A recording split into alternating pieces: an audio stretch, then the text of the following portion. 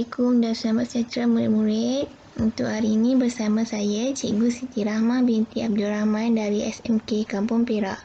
Kita akan membincangkan bab 8 Membina Kemakmuran Negara Siri 1 Sejarah Tingkatan 5 KSSM.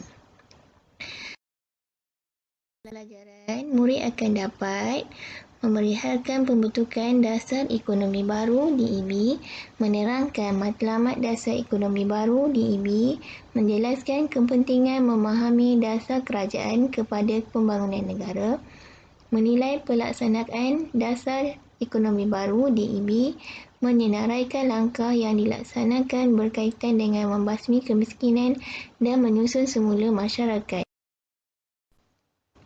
8.1 Pembentukan Dasar Ekonomi Baru DEB. Apa itu dasar ekonomi baru, murid? Dasar ekonomi baru ni dilaksanakan dalam tempoh 20 tahun dari tahun 1970 hingga tahun 1990. Ia dirancangkan melalui Rangka Rancangan Jangka Panjang Pertama RRJP1 yang merangkumi 4 rancangan pembangunan 5 tahun Malaysia. Belakang pembentukan dasar ekonomi baru adalah bermula dengan penubuhan Majlis Perundangan Negara MAPEN pada tahun 1970.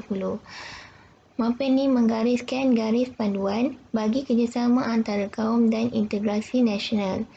Dia terbentuk dari hasil daripada dasar ekonomi baru iaitu DEB. Rancangan ini melibatkan pakar daripada pelbagai negara termasuklah Malaysia iaitu Dr. Rais Saniman, Dr. Jess Fanland Norway dan Dr. J.R. Parkinson Britain.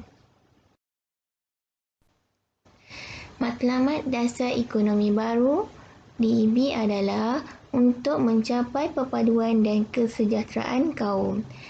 Manakala terdapat dua strategi DEB, iaitu yang pertama adalah membasmi kemiskinan dengan meningkatkan pendapatan dan peluang pekerjaan kepada rakyat tanpa mengira kaum. Yang kedua adalah menyusun semula masyarakat untuk mengurangkan dan menghapuskan pengenalan kaum mengikut fungsi ekonomi.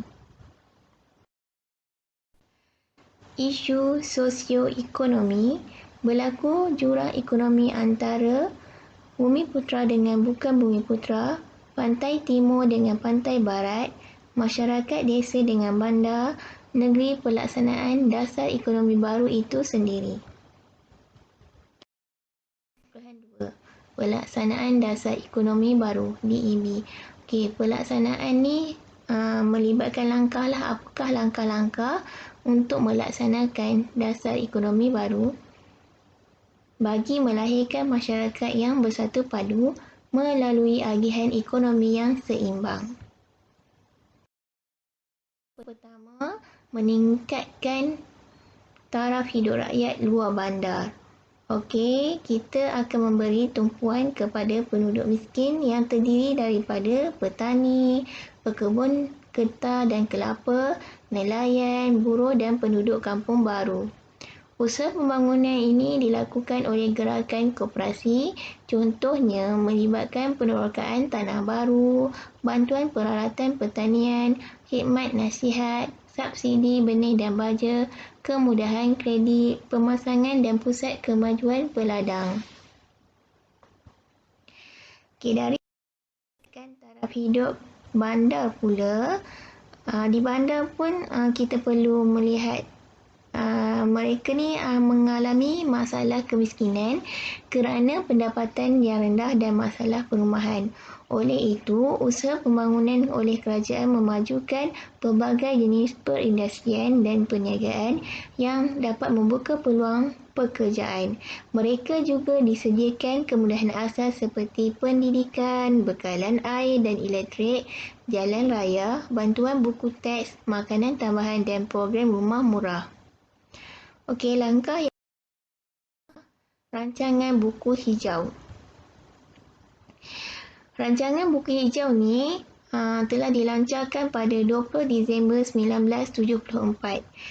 Tujuannya adalah untuk menambah pendapatan rakyat dan pengeluaran bahan makanan bagi memenuhi keperluan negara.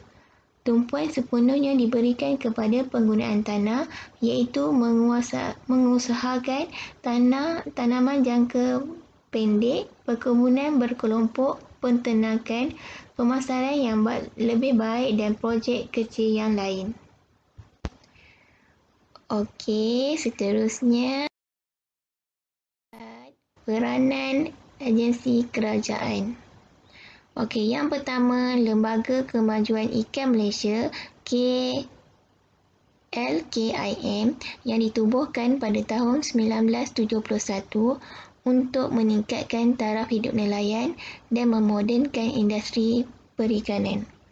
Okey, seterusnya RISDA. RISDA ni pihak berkuasa kemajuan pekebun kecil perusahaan getah RISDA yang ditubuhkan pada tahun 1973 untuk membantu dalam penyelidikan dan penanaman semula getah. Okey, peranan agensi seterusnya adalah Lembaga Pertubuhan Peladang LPP yang ditubuhkan pada tahun 1973 untuk membantu pekebun kecil, petani dan peladang yang terlibat dalam kegiatan koperasi. Okey, manakala agensi yang terakhir adalah Lembaga Beras dan Padi Negara LPN yang ditubuhkan pada tahun 1971 untuk mengawal selia sektor padi dan beras serta menstabilkan harga padi. Pada tahun 1994, ia dikenali sebagai Beras Nasional Bernas. Kita tengok langkah keempat, Lembaga Kemajuan Tanah Persekutuan Felda dan Pembangunan Tanah. Okey, adalah tujuannya membuka tanah baru untuk pertanian dan menyediakan skim peneroka kepada penduduk pelbagai kaum.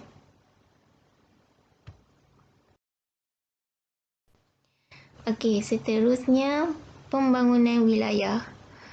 Program ini dilaksanakan dengan membuka tanah untuk industri getah dan kelapa sawit. Ia melibatkan Lembaga Kemajuan Johor Tenggara ke Johor, Lembaga Kemajuan Terengganu ke Tengah, Lembaga Kemajuan Pahang Tenggara Dara, Lembaga Kemajuan Kelantan Selatan ke Sedar dan Urban Development Authority UDA. Adalah pemilihan modal saham. Pemilihan modal saham ni adalah untuk mewujudkan masyarakat perdagangan dan perindustrian Bumiputera MPPB melalui Penubuhan Pemodalan Nasional Berhad PNB. Okey, contohnya seperti Amanah Saham Bumiputera ASB dan Amanah Saham Nasional ASN.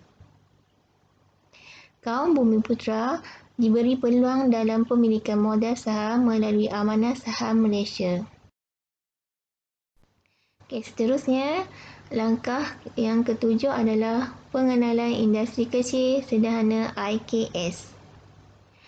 IKS ni merupakan industri pembuatan barangan menggunakan modal yang kecil serta tenaga kerja yang tidak ramai, iaitu melibatkan kraf tangan, makanan, pakaian dan inap desa.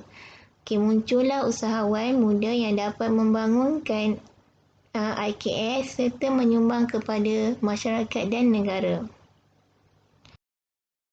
Langkah yang terakhir adalah pendidikan tenaga mahir. Okey, sebelum ini tenaga mahir ni dilaksanakan dalam mata pelajaran kemahiran hidup di sekolah rendah. Kemudian pendidikan menengah dibagi kepada jurusan akademik dan vokasional serta menubuhkan sekolah teknik dan vokasional, maktab perguruan teknik, politeknik, Universiti Teknologi Malaya dan Universiti Teknologi Mara. Ia menawarkan kursus kemahiran dalam pelbagai bidang bagi keperluan tenaga kerja mahir. Okey.